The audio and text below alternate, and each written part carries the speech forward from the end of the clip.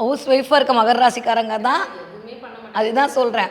House ஒய்ஃபாக இருக்கக்கூடிய மகர ராசிக்காரங்க தான் அல்டிமேட்டாக இருக்க போகிறாங்கன்னு சொல்கிறேன். ஏன்னா பெண்கள் சூப்பராக இருக்க போகிறாங்க. என்னையா நீ வந்து இதாக நினச்ச, என்னோட வெற்றியை பாருன்ற மாதிரி அடுத்தவங்களுக்கு ஷோ ஆஃப் பண்ணுவாங்க. அந்தளவுக்கு ஒரு விஸ்வரூப வெற்றி. ஏன்னா யாரை அதிகமாக அடி வாங்கியிருப்பாங்கன்னு நினைக்கிறீங்க? மகரத்தில் ஹவுஸ் ஒய்ஃப் தான் இந்த 7 வருஷமும். இந்த தடவை அதுலேருந்து ஒரு கம்பேக் கொடுப்பாங்க.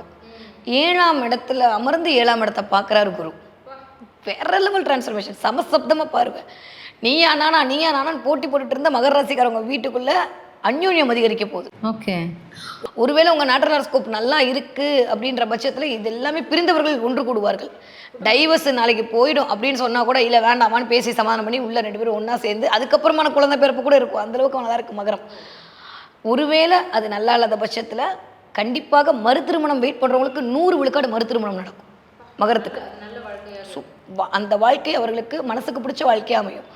மகரத்துக்கு ஒரு விமோச்சன காலம், விடுதலை காலம், வெற்றி காலம், என்னென்ன நல்ல வார்த்தை இருக்கோ எல்லாம் இருக்குது மகரத்துக்கு. எதுவுமே நெகட்டிவாக இல்லை.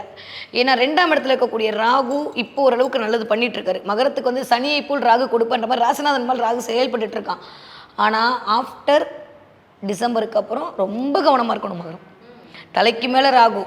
எந்த விஷயத்தில் கவனமாக இருக்கணும்? ஸ்கேம் நடக்கும், ஆன்லைன் ஸ்கேம் நடக்கும். தலைக்கு மேலே ராகு வந்து உட்காருவான். 7ஆம் இடத்துல கேது.